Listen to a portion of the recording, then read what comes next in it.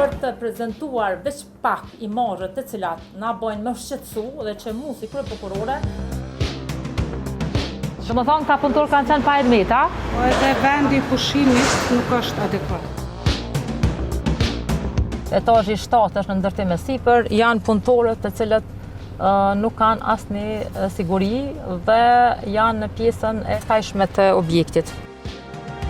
Shqyqan edhe personi tjetër, i cili është duke lëvizur, ka një kapele kësi mbrojtje nga dielli, po m'duket.